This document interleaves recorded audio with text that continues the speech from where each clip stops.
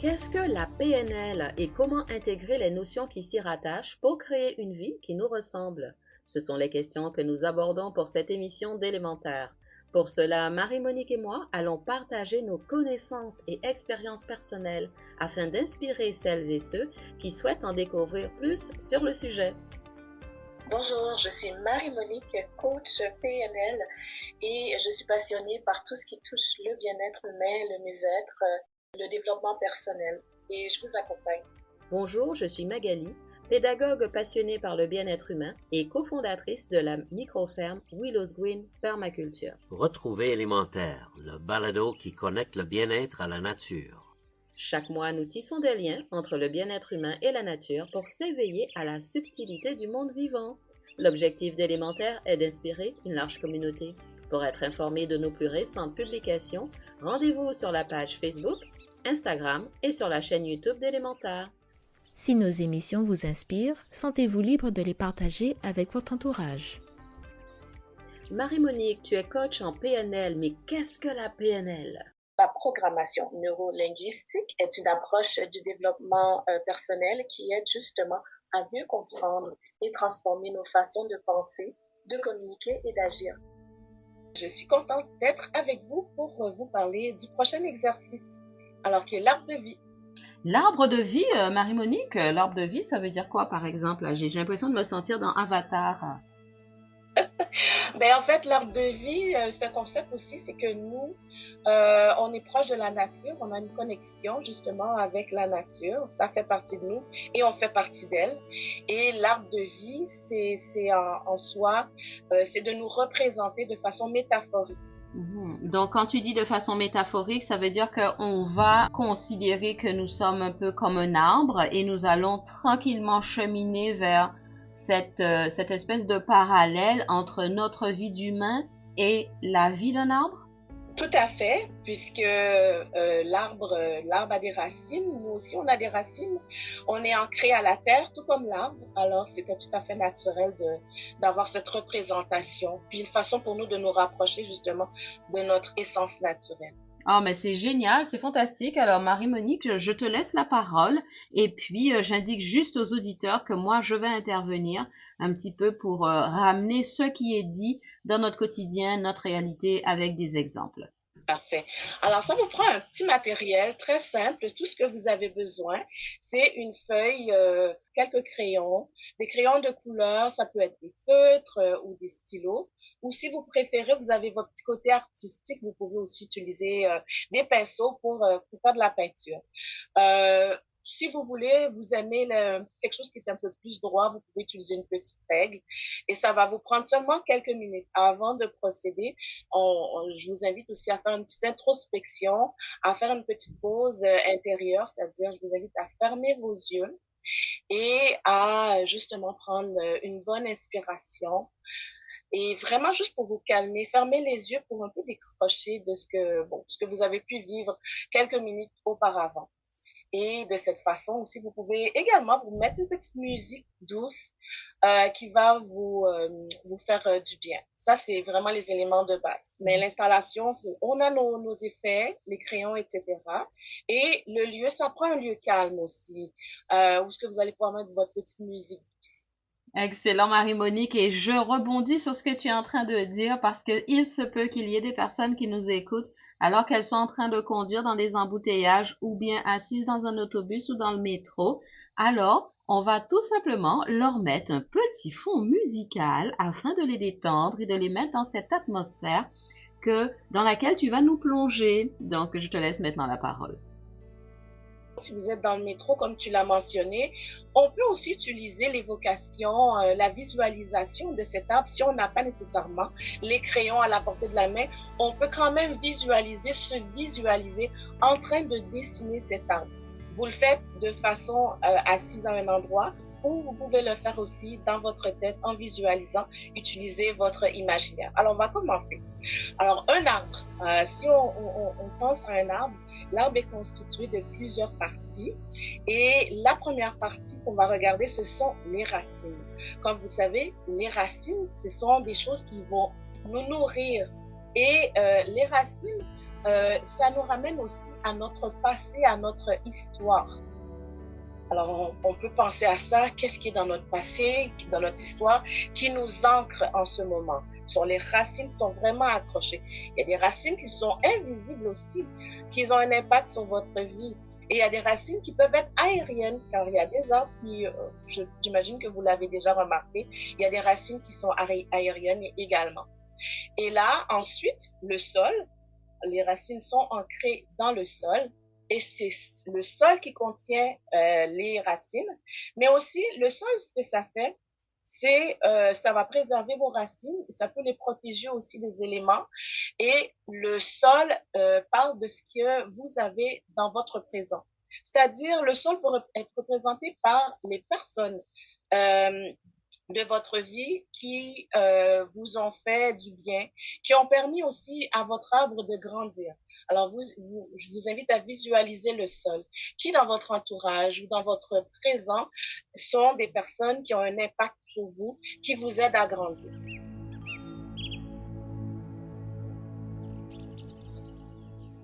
Il y a le tronc. Le tronc, c'est très important. Le tronc d'un arbre, c'est la partie qui est très visible. Mais des fois, il y a des arbres qui ont des plus petits troncs. Il y a des arbres qui ont des plus grands troncs, tout dépendamment de l'âge, tout dépendamment aussi de quelle essence d'arbre dont ils font partie.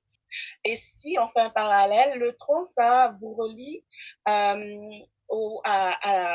vos compétences, à vos talents. Vous voyez, les compétences, les talents, on les voit.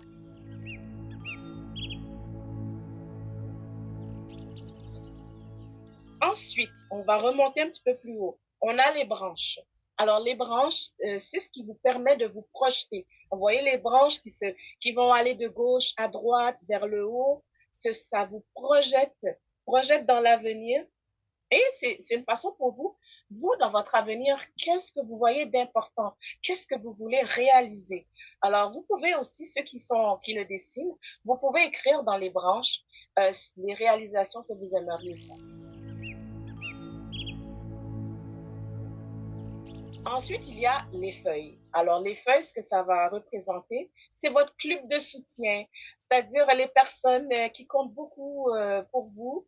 C'est les personnes aussi qui vous amènent à vous sentir connecté. Alors, c'est des personnes à qui vous pouvez vous référer, à qui vous pouvez parler pour toutes sortes de choses. Ensuite, il y a les fruits. Alors, les fruits, c'est la métaphore justement de tous les cadeaux que la vie vous a offert. Voilà toutes les parties de l'arbre dont je viens de présenter et ensuite on va les regarder vraiment de façon unique pour voir qu'est-ce qu'on peut faire avec notre dessin. Excellent, Marie-Monique. Je me permets de rebondir sur ce que tu viens de dire. J'aime beaucoup le parallèle. Il est extrêmement concret et il est en lien avec notre connexion avec la nature. Alors, dans un premier temps, tu parlais des racines, du sol et de tous ces éléments. Et cela me rappelle un peu l'aventure que nous vivons depuis quelques années ici. Je te dirais que nos racines, comme tu dis, c'était nos connaissances, c'était nos acquis. Et aussi, c'était qu'est-ce que nous voulons faire de notre vie, comment nous voulons la bâtir pour les prochaines années. Donc, nous sommes partis d'une idée simple qui est de créer un projet de micro-ferme. Et l'idée aussi était de rayonner sur la communauté. Mais tu parlais du sol. Il nous a fallu faire ce qu'on appelle une introspection personnelle, émotionnelle, de nos ressentis, de notre vécu, pour pouvoir l'analyser, l'intégrer et lui permettre de nous enrichir. C'est comme si on a utilisé notre passé pour en faire du compost qui nourrissait de nouveau nos racines. Nous avons donc bâti au fur et à mesure un projet familial qui est devenu un peu communautaire. Et nous avons donc peut-être ce qu'on pourrait dire, on a mis en place le tronc de notre arbre. Et donc ce projet a vu le jour, nous y avons travaillé en famille à 4, parfois à 6, ça dépendait des personnes qui nous visitaient. Et quand tu parles des branches, ça me rappelle que ce projet commun de création d'une micro-ferme pour produire sa nourriture, les branches, c'est toutes les personnes qui se sont rajoutées autour. Nous nous sommes connectés à différentes personnes qui ont des fermes, à des personnes qui font des regroupements associatifs, qui font par exemple de la danse, mais aussi des horticulteurs, des clubs d'horticulture. On s'est fait inviter un petit peu partout et donc ça représente nos branches.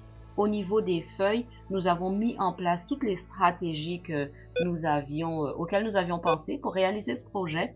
Et les fruits, nous les avons récoltés concrètement parce que il n'y a pas plus tard que 2 jours, je faisais de la confiture avec des fruits du jardin, des petits fruits rouges du jardin. Mais ces fruits aussi, c'est le constat que maintenant nous sommes arrivés après 6 ans de projet au point où on dit, nos fruits, on va les partager avec la communauté. Et donc, nous préparons à lancer une boutique en ligne. Donc, ce que tu viens de dire pour moi avait un impact concret et extrêmement réaliste dans ma vie et je me permets de le partager avec les auditrices et les auditeurs de sorte que leur projet personnel qui leur ressemble se déroule à leur rythme, en prenant leur temps, en s'entourant correctement. Dans la vie, il y a un principe de circulation d'énergie qui est donner, recevoir, donner, recevoir. Et cette façon de donner-recevoir me rappelle aussi le flux d'énergie qui part des racines de l'arbre, qui va au sommet jusqu'aux feuilles, aux fruits, et ensuite une autre partie de l'énergie qui va dans l'autre sens pour se nourrir des nutriments de la terre. Merci beaucoup pour ce parallèle. Je te laisse donc rebondir sur une autre étape de notre activité. Dessine-moi un arbre. Bonjour, je suis Sandrine, j'écoute Élémentaire. Élémentaire, le balado qui connecte le bien-être humain à la nature. Vous allez dessiner sur votre feuille, le sol, vous pouvez faire une ligne horizontale pour symboliser le sol et en ce qui dépasse, c'est-à-dire ce qui va à l'intérieur, vous allez dessiner des racines. Et quand vous dessinez des racines, vous pouvez écrire aussi qu'est-ce qui va se trouver sur ces racines. On peut y retrouver par exemple tout ce qui parle de vos valeurs, les valeurs qui sont importantes à vos yeux. Par exemple, respect, liberté, amour, authenticité. D'écrire ça sur ces quelques racines. Vous pouvez aussi écrire quelques qualités personnelles qui sont chères aussi pour vous. Et vous pouvez également y intégrer les ressources, c'est-à-dire toutes les expériences, les apprentissages que vous avez faits, ce en quoi vous avez foi, les traditions et les origines, on les retrouve aussi dans les racines, faut pas les négliger. Et peu importe l'histoire qui sont rattachées, elles font partie de vous. Bon, vous utilisez ces éléments-là.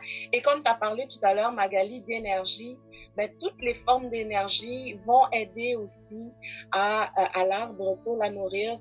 Et les énergies, ça peut être la nature, ce que vous voyez aussi, la musique, la spiritualité, les amitiés. Vous pouvez tout écrire ça sur vos racines et les dessiner également. Alors, on a nos racines, on a le sol et on va mettre le tronc. Alors, on a dit que le tronc, c'était le présent et ce que vous faites, c'est-à-dire vos actions. Et ce que vous faites actuellement dans votre vie, c'est en lien aussi avec vos capacités et vos engagements. Alors, vous allez dessiner un tronc qui est robuste, un gros tronc qui est fort. Et ce tronc, vous allez écrire à l'intérieur vos compétences, ce que vous avez acquis. Et ne pas négliger de pas dire « Ah, je pense pas que ça soit important ». Vous les écrivez parce qu'elles font partie de vous. Toutes les actions qui sont aussi quotidiennes, qui vous aident à atteindre un équilibre. Ça, c'est très important d'avoir un équilibre dans la vie. Et les défis également, puisque comme vous savez, les arbres font face à des défis quotidiens et des défis cycliques. Alors, vous allez écrire aussi ces défis sur le tronc. Il y a aussi les valeurs que vous vivez actuellement. C'est quoi les valeurs? Parce qu'on évolue dans le temps, hein? Mais aujourd'hui, présentement, quelles sont vos valeurs qui sont vraiment importantes à vos yeux? Voilà pour la partie du tronc.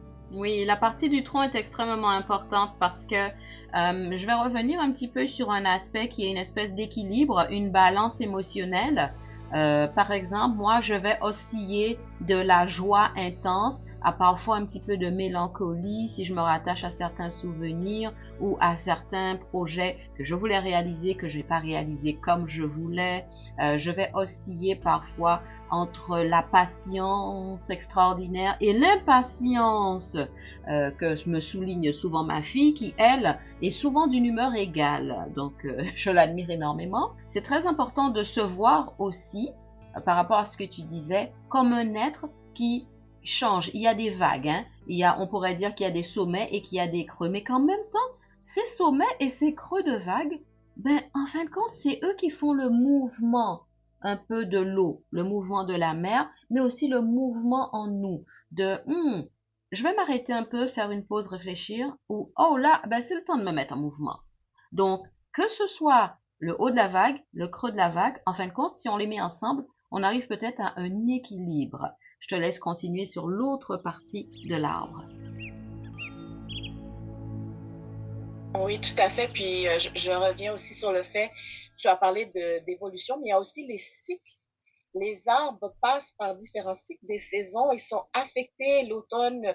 Bon, pour les personnes qui vivent dans les parties où est-ce qu'il y a toutes les 4 saisons, mais même encore, si on n'a pas la neige ou il n'y a pas la saison d'automne, où on voit les transformations des arbres. Les arbres vivent toutes sortes de cycles, tout comme nous, à l'intérieur de nous, chaque humain, on passe par différentes phases, différents cycles. C'est important d'être conscient de ce qu'on vit et d'accepter aussi qu'on n'est pas parfait, mais qu'on apprend.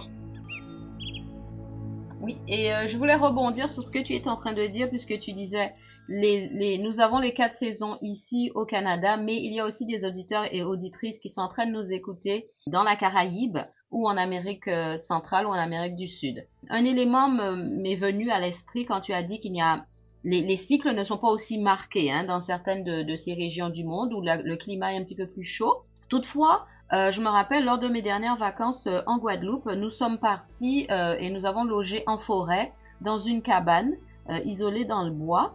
Et les personnes qui nous ont reçus nous ont signalé que malgré que nous sommes dans une zone tropicale, il y avait entre le mois de novembre et le mois de janvier un phénomène qu'ils appelaient une espèce d'automne. C'est-à-dire que 70% des arbres perdaient leurs feuilles ou leurs feuilles devenaient jaunes, alors que nous sommes dans une région tropicale, forestière, etc. Donc, juste pour te dire que la nature a ses petites nuances, ça dépend de la zone géographique, mais elle aussi, elle a des cycles, tout comme nous. C'est ça, c'est ça, juste observer les arbres, on apprend beaucoup aussi sur nous également. Et maintenant, on va aborder les branches. Alors, les branches, il y a des grandes branches et il y a des petites branches. Pour les grandes branches, on peut les voir comme les grands objectifs de votre vie ou les rêves. Et les aspirations que vous avez, ce qui peuvent être des aspirations au début que vous voulez atteindre à long terme. Dans ce cas-ci, vous pouvez dessiner plusieurs grandes branches qui vont s'élancer vers le ciel. Et sur chacune de ces grandes branches, vous pouvez inscrire un grand rêve ou un objectif de vie, comme retrouver ma paix intérieure, créer un projet qui est porteur de sens pour vous, nourrir ma santé ou ma créativité. En fait, ce que vous allez faire par la suite, c'était de relier ces branches-là à vos valeurs et vos forces qui vont être ancrées dans la racine, parce que tout est relié ensemble.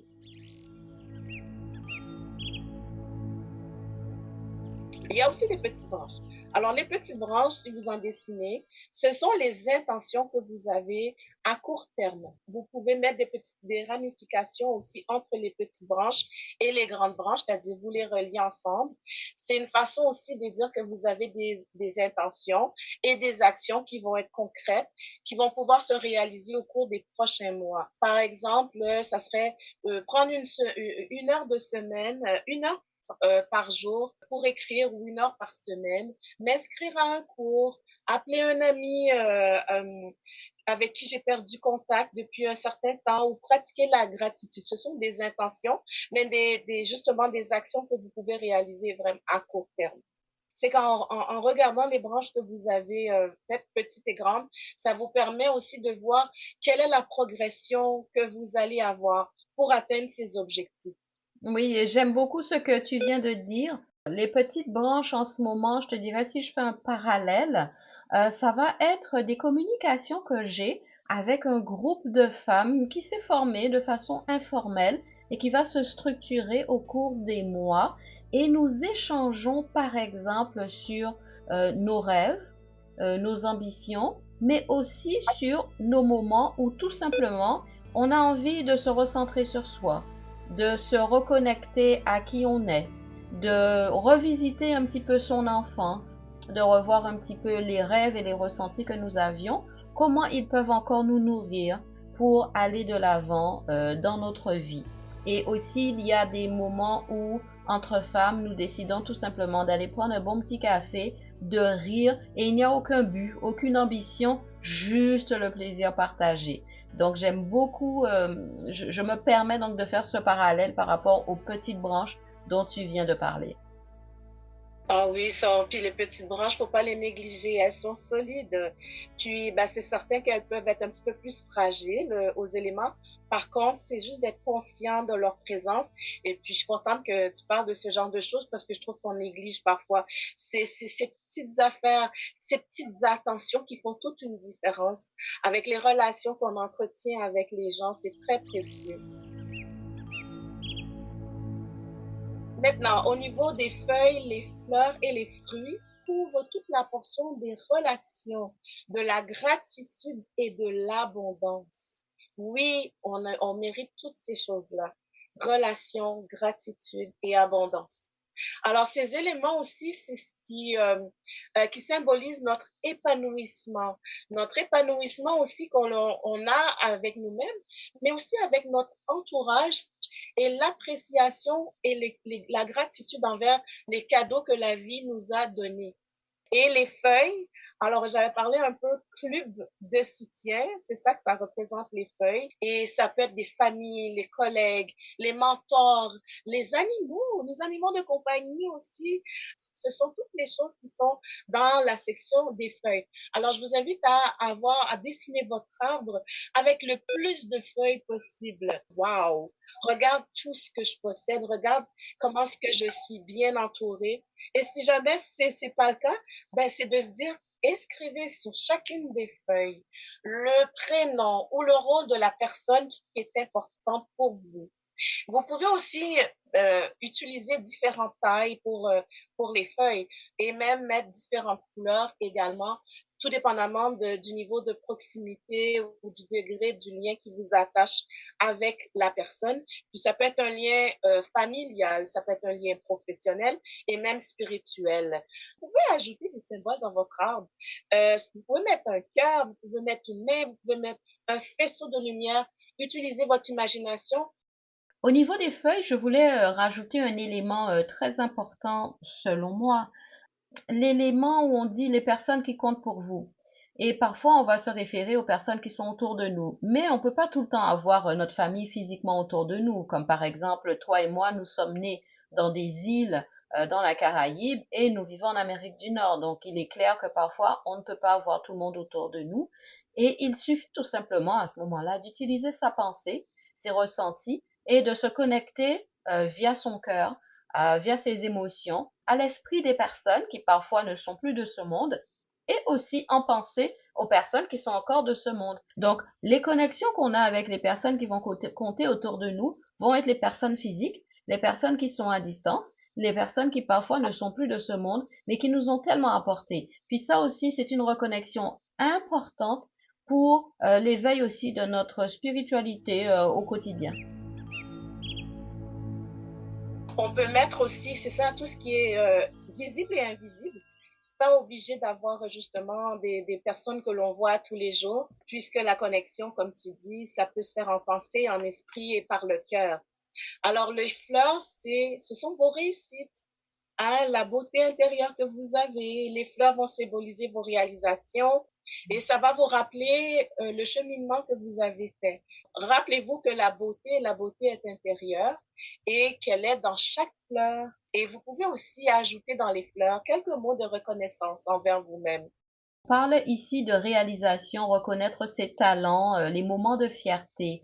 Et dans ce cas précis, nous avions une conversation en groupe Et je constatais que tout le monde se plaignait un petit peu des différents aspects de sa vie. Et je me suis tue et je les ai laissés, bien sûr, naturellement, il faut laisser circuler l'énergie. Mais à un moment donné, j'ai dit, et si on se concentrait sur ce que ça fait de bien aujourd'hui? Et là, tout le monde s'est tu. Et c'est comme si ça a demandé une espèce de moment de réflexion. Ah, mais qu'est-ce qu'il y a eu de bien aujourd'hui? Et là, j'ai donné l'exemple, j'ai dit, je crois que, par exemple, ton enfant a débarrassé la table, a fait la vaisselle. Oh oui, effectivement. Et là, tout le monde commençait à trouver, oh ben, ça c'est fantastique, ben, je me lève en santé le matin, je peux faire mon lit physiquement, je peux bouger, je peux aller au travail, discuter avec des personnes, je n'ai pas besoin de tout un équipement spécialisé pour faire ça.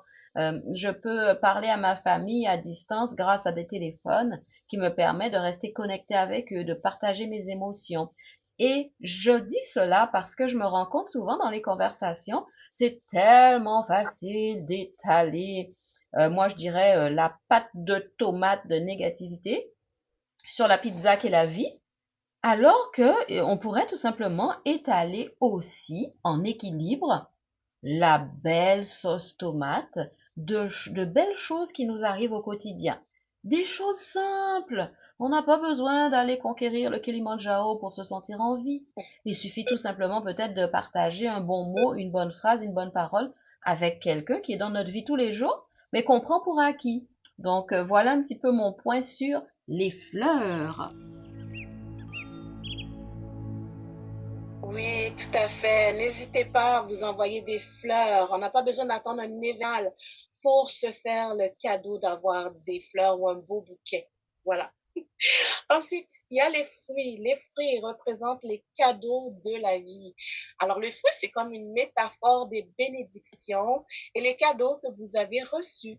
Par exemple, ça peut être des expériences, des rencontres. Hein? Tu as eu beaucoup de beaux fruits cette année, Magali, avec les rencontres, les opportunités, ou même des choses qui vous ont été enseignées. Et des fois, c'est comme, oh, le moment de grâce. On aime ces moments-là. Où vous vous êtes dit, waouh, vous avez apprécié quelque chose vous a touché. C'est ça qu'on peut voir comme des cadeaux de la vie qu'on représente par les fruits. Et quand vous allez dessiner votre fruit, dans chaque fruit, écrivez un cadeau de la vie. Quelque chose, ça peut aussi être une épreuve que vous avez eue, mais qui vous a fait grandir. Ça peut être un geste d'amour que vous avez reçu ou une chance inattendue, une expérience qui a été transformatrice pour vous.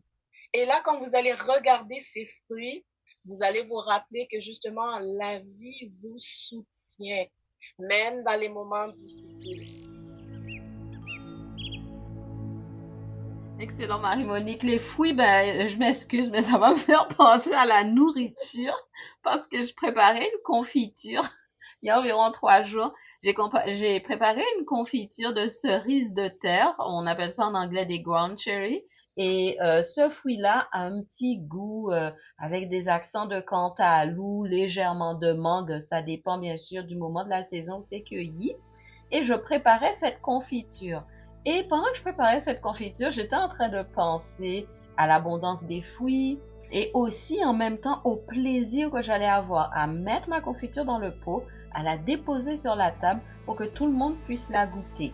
Ben, c'est un petit peu ça aussi, je pense. C'est les petits cadeaux de la vie dont tu parles. Ce sont les petits moments particuliers que nous apportent les différentes personnes qui mettent leur amour, leur intention, leur joie, leur énergie dans ce qu'ils nous apportent, que ce soit en parole, ou que ce soit quelque chose de physique, que ce soit un cadeau. Donc, je voulais rebondir là-dessus en ramenant naturellement une petite goutte gustative délicieuse et savoureuse à notre conversation.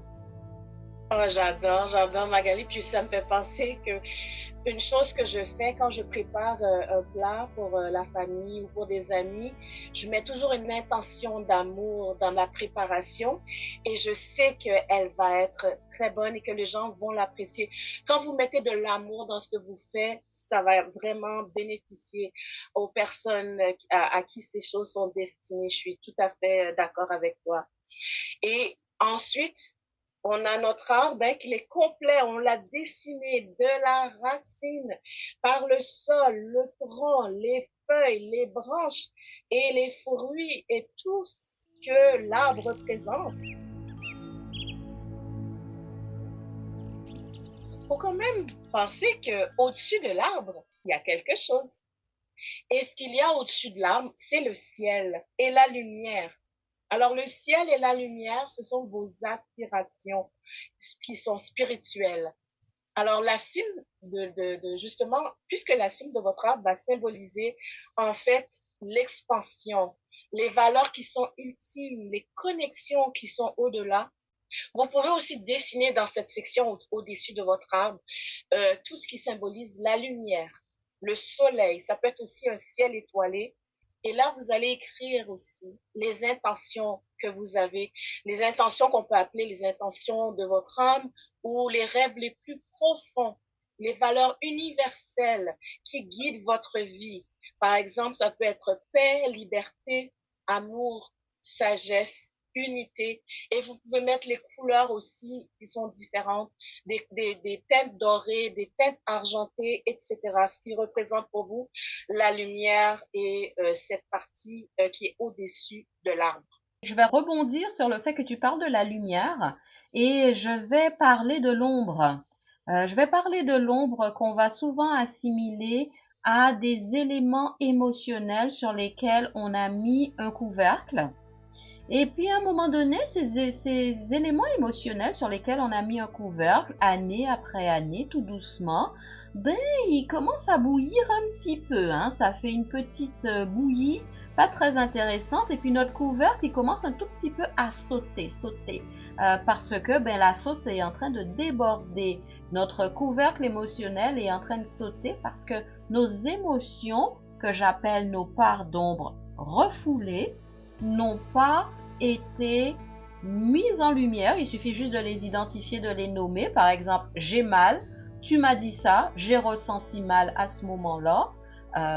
Ou bien j'ai vécu tel événement qui est venu me marquer et qui est engrammé dans mes cellules. Mais se dire, je vis avec, je l'intègre dans ma réalité, je l'accepte, mais qu'est-ce que je vais bâtir avec cette part d'ombre pour ensuite la transformer en lumière?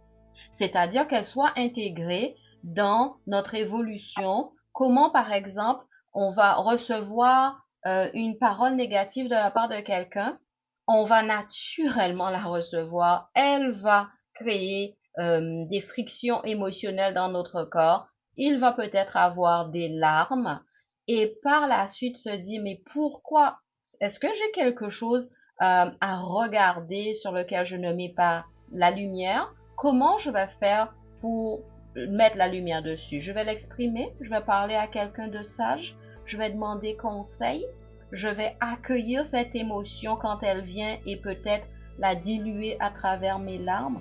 Et ensuite, je vais voir comment, en ayant mis la lumière sur cette émotion, en l'ayant vidée d'une certaine façon, ensuite, elle vient pour me bâtir de l'intérieur et me renforcer en me disant, prochaine fois que ça arrive, je saurai comment réagir. Je ne le prends pas personnel, je me dis que c'est une expérience d'apprentissage, je l'accueille et je vois comment elle me fait grandir. Donc, je me permets d'aller là-dessus par rapport à ce que tu viens de dire. Et c'est vrai, c'est de reconnaître que cette part d'ombre, elle est là et de ne pas non plus essayer d'être différent pour plaire aux gens. Alors, c'est simplement d'être l'arbre, il vit.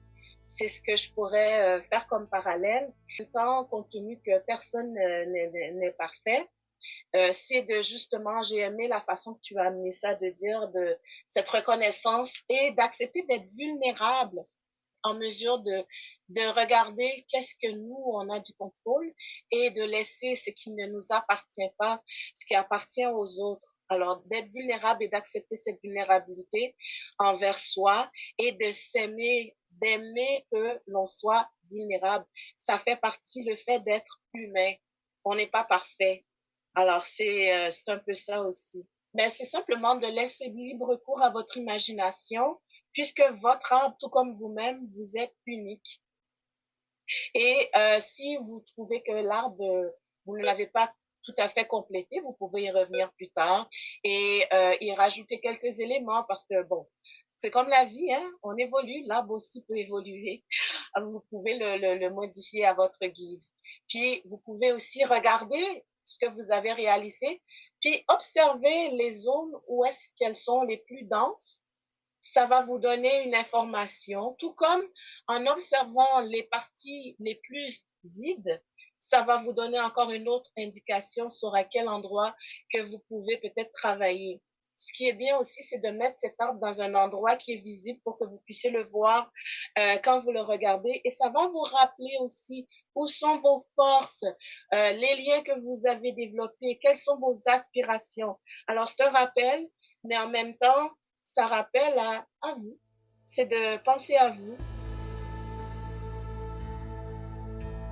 Bonjour, j'écoute Élémentaire, le balado qui connecte le bien-être à la nature. Bonjour, c'est Alexandra. Élémentaire, le balado qui connecte le bien-être à la nature. J'aime bien le fait que tu dis simplement d'être parce que on est dans la société où on fait.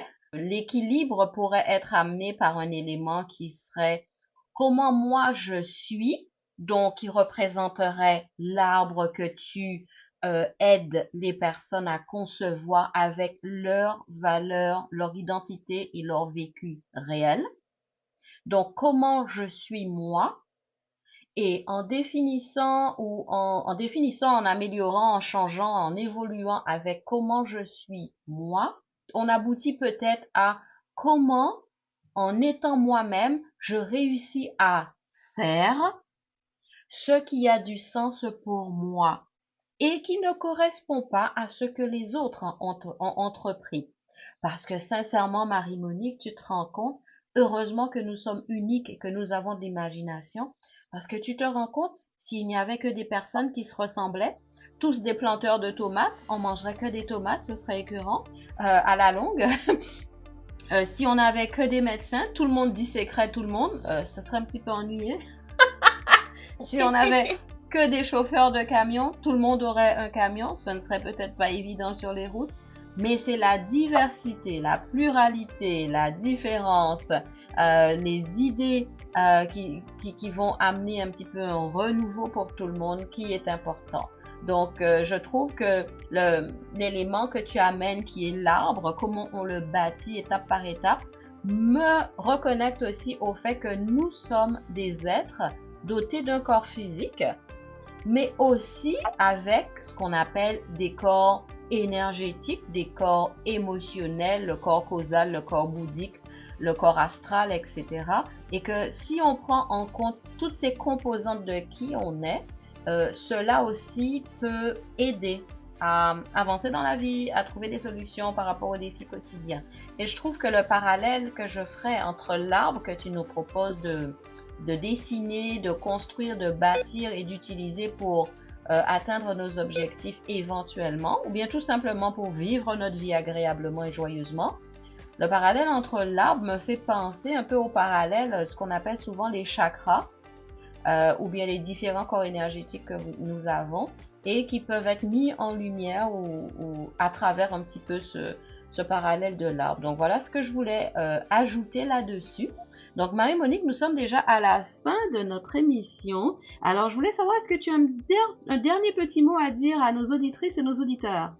Mon mot de la fin, c'est justement, allez vous promener et observez autour de vous les arbres. Vous allez voir leur unicité et la variété des arbres. Et vous allez aussi regarder toutes les parties, observer toutes les parties qu'on a dessinées tout à l'heure. Et ça va vous faire un parallèle aussi, un beau lien avec vous-même et votre connexion à cet arbre. Voilà.